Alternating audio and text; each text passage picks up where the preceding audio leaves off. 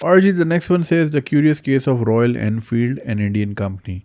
Dear Junaid bhai, I hope this email finds you well. My name is XYZ. I'm a student at Warwick University in Coventry, UK, studying corporate finance. I've always been really into bikes, and back in Pakistan, I would always find time and resources to plan road trips to Hunza and the northern areas with friends during my college days. After saving up some money here in the UK, I finally invested in a Triumph Bonneville T120. It's my dream bike, and apart from using it for road trips, I also use it for my part-time Uber Eats and Deliveroo jobs. While everything has been great, I recently noticed something in my biker group which has people from all kinds of backgrounds. The most common bike in the group is the Royal Enfield. I was surprised to find out how much cheaper it is compared to my bike. My Bonneville cost me £11,000 while a classic Royal Enfield is just £4,000. But the interesting thing is, despite being so affordable, Royal Enfield is seen as premium brand even by non-Indians. People don't buy it because it's cheap or low maintenance, they see it as something royal and iconic. This made me wonder, Royal Enfield is an Indian company, but it has built such a strong global brand. On top of that, it is actually a pre-partition company which was named Enfield that even supplied bikes during the World Wars.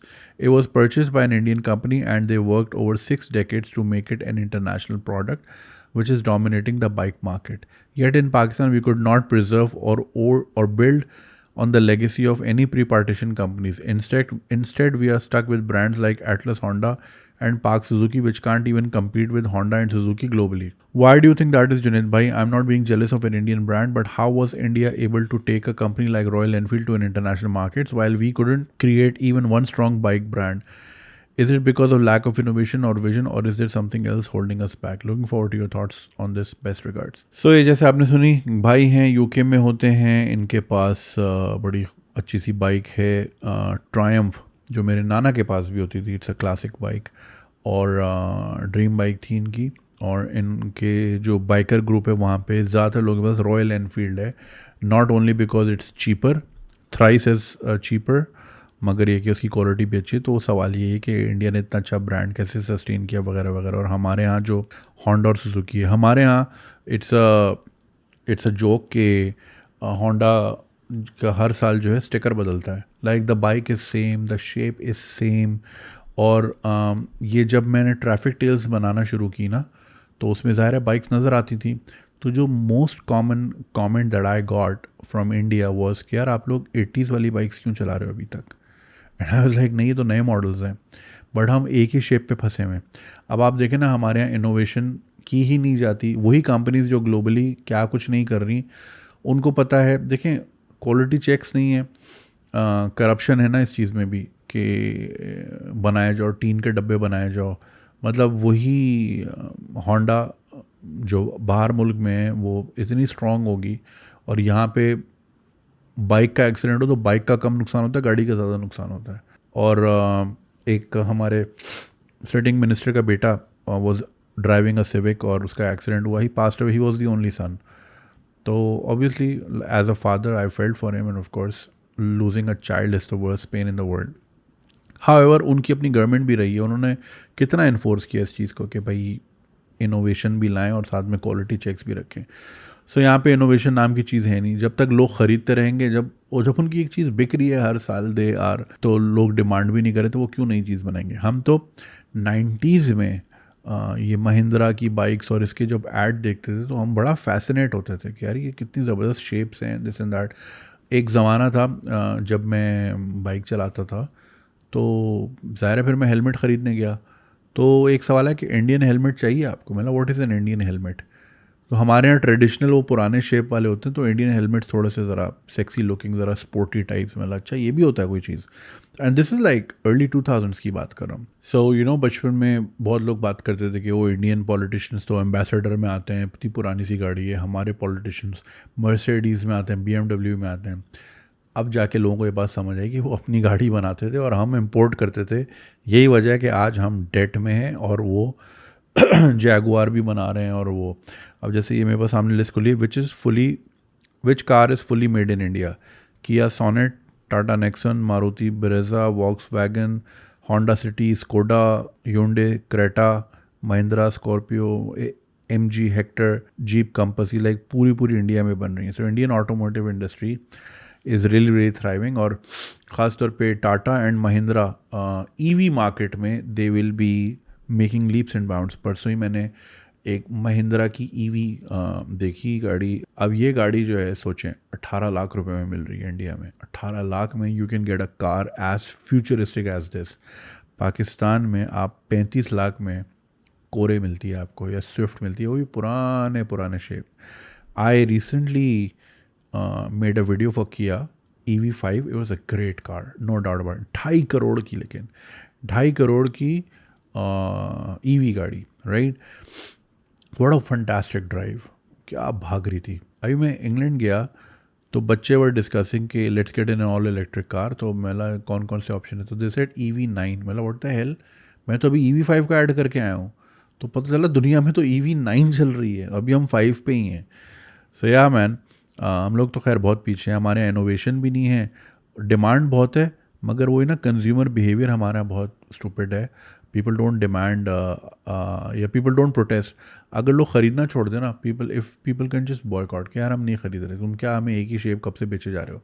यार I remember Mehran में seat belt नहीं आती थी, and for the longest time even cars like Toyota will sell you power windows extra, कि अगर power Windows चाहिए तो extra पैसे दो। एयर बैग के भी पता नहीं किस ज़माने में एक्स्ट्रा पैसे लेते होंगे, नॉट श्योर। तो सो या मैन, हम तो खैर बहुत ही पीछे हैं, हमारा कंज्यूमर बिहेवियर भी बहुत स्टूपिड है, बिकॉज हमारे यहाँ मतलब ज़रूरत के तौर पे नहीं लेते, स्टेटस के तौर पे लेते हैं। तो जब स्टेटस आप जोड़ दोगे ना गाड़ी से या घर से, तो वो मार्केट हमेशा आउट रहेगी। Like defence by any metric, Karachi की अगर DHA की बात करें, by any metric is the worst place to live. वहाँ पानी नहीं है, right, but it's one of the most expensive areas. Why? Because status जुड़ा हुआ है। भाई हम तो DHA में रहते हैं, वो अलग बात है, पानी नहीं आता, टैंकर से डलवाते हैं लोग, राइट। तो people will go through any pain. Like वहाँ पे प्रॉपर ड्रेन नहीं है वहाँ पे, right. It's like really pathetic, but people are paying top dollar. Why? Because के स्टेटस जुड़ा हुआ है, एंड पीपल नो कि जब तक लोग अपने स्टेटस के चक्कर में ये घटिया चीज़ भी 20 करोड़ की लेंगे तो बेचो फिर। मतलब as a seller why would I not sell my property for 20 crore, right. तो हमारे यहाँ गाड़ी हो गई, बाइक हो गई, because it's very jealousy driven society, तो उसके साथ स्टेटस जोड़ दिया है। तो इसीलिए हमारे यहाँ जो चीज़ 3 लाख की नहीं होनी चाहिए वो 30 लाख की मिलती है। And among other reasons of course imports भी हैं इसमें, और we don't make raw material, and हमें हर छोटे से छोटा स्पेयर पार्ट भी मंगाना पड़ता है। यार क्रांति वीर कितनी पुरानी फिल्म है, 1994 में आई थी। उसमें नाना पाटेकर प्लेड अ देशभक्त। तो नाना पाटेकर पाकिस्तान के बारे में ये बोलता है कि पिस्सू जैसा मुल्क जो अपने मुल्क में सुई नहीं बना सकता, हमारे देश के टुकड़े करने की बातें सोचता है। एज अ नेशन हमें उसी वक्त शर्म के मारे कम से कम ये इंतज़ाम कर लेना चाहिए था कि यार अगले 10 साल में हम बहुत मैन्युफैक्चरिंग अपने मुल्क में करेंगे, क्योंकि यार फिल्मों में इस तरह बातें होती हैं, but to this day we import. छोटी से छोटी चीज़ भी हमारे मुल्क में नहीं बनती। We don't have the expertise, we don't have the innovation mindset. हमारा बस ये है कि हाँ उधार पैसे लो और लग्जरी गाड़ी मंगा लो, तो उधार पे हम चल रहे हैं। तो इसी वजह से वी डोंट सी इनोवेशन। दूसरी चीज़ जो एक बड़ा रीज़न है ना वो रॉयल एनफील्ड का, वो ये कि वो रैप सॉन्ग्स और इसमें काफ़ी देखें ना, पॉप कल्चर इसी तरह चीज़ें प्रमोट करता है। फिर सरदार जहाँ जहाँ माइग्रेट होते हैं उनकी कोशिश होती है कि जी रॉयल एनफील्ड भी इंपोर्ट कर लें। जैसे एल्फर्ड लेन में मैंने होंडा 125 देखी है। अब ज़ाहिर है जो लोग चले गए यहाँ से वो इन चीज़ों को याद करते हैं, and when they have the means they import it. मैंने सिडनी में रिक्शा देखा है, W11 बस देखी है, right.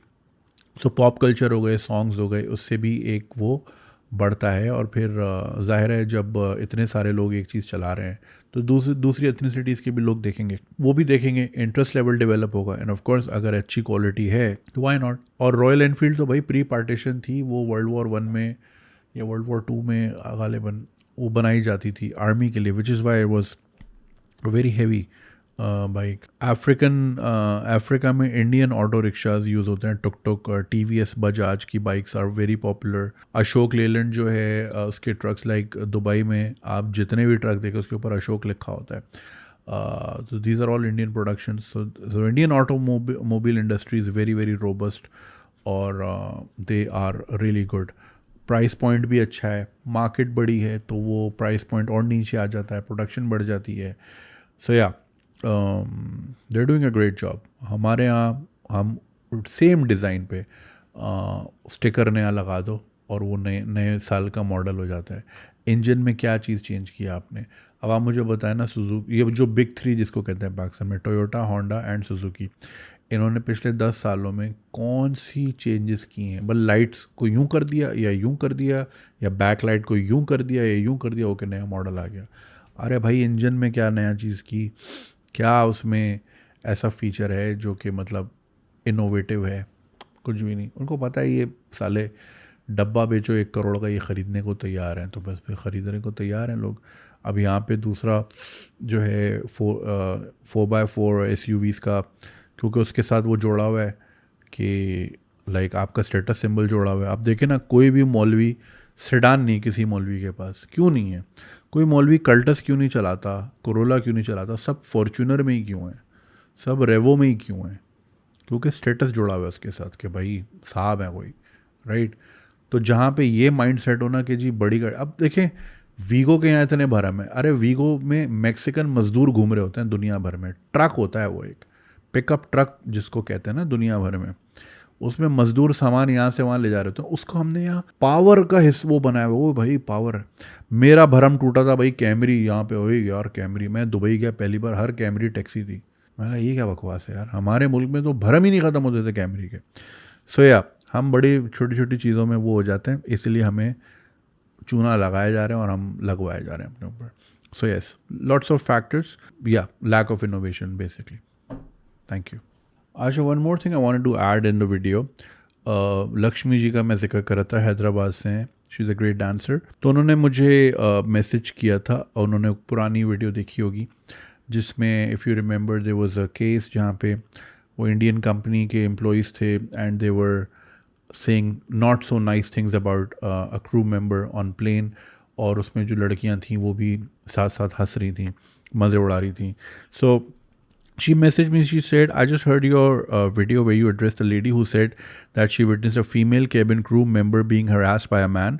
In that, you also spoke about the rise of the middle class in India. That's actually very true. Secondly, I see that a lot of Indian men of late are very confused about themselves, their identity, and their sexuality. All of a sudden, there is a huge bunch of women who don't need them, perhaps want them or would like them, but doesn't need them. The dependency is almost zero. यानी कि ख़वातीन को अब मर्दों की इतनी ज़रूरत as such नहीं है, according to Lakshmi ji. Perhaps wants them to, okay, the dependency is almost zero. And so these guys who have seen their fathers draw their identity from the fact that the women of the household need them and have drawn their own identity to an extent from that. They are having to deal with this now. All of a sudden, there is a woman in front of him who's centered and in her own power. And so he doesn't know where to take his own personality and hormones and from where to draw his own identity from. Problem is, I see that many of them aspire to be with an empowered woman but don't know how to be with them or deal with being with them. Nobody taught this and they didn't learn it. It is like when you aspire to be rich, also you need to know how to manage your money and your finances. If you don't, then even if you make a crore, you'll end up on the streets in no time. I'm explaining the social situation in India, especially in the growing middle class and in other stratas also. Of course, my comment is not specifically to do with safety, or maybe it is, I don't know. Just thought I'll let you know what I have been experiencing and seeing.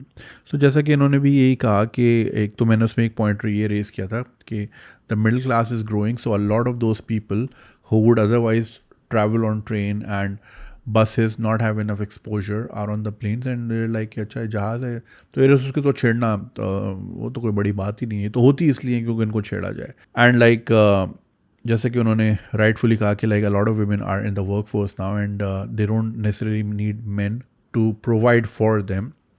तो it's they would like to be with them but not they don't need them. तो वो एक जो identity जो एक मर्द draw करता था ना अपनी कि ये मेरा हाउस होल्ड है और ये मेरा हुक्म है और दिस एंड दैट, तो वो पावर डायनामिक्स का जो शिफ्ट है ना, तो वो कंफ्यूज कर रहा है लोगों को So it was a very valid point and I wanted to share it with you guys. So thank you Lakshmi ji. अगर आपको ये वीडियो पसंद आई और आप इसका पूरा वर्जन देखना चाहते हैं तो लिंक कमेंट सेक्शन में दिया गया है. हमारे YouTube चैनल पे पूरा वर्जन मौजूद है और चैनल को सब्सक्राइब करना नहीं भूलिएगा. शुक्रिया.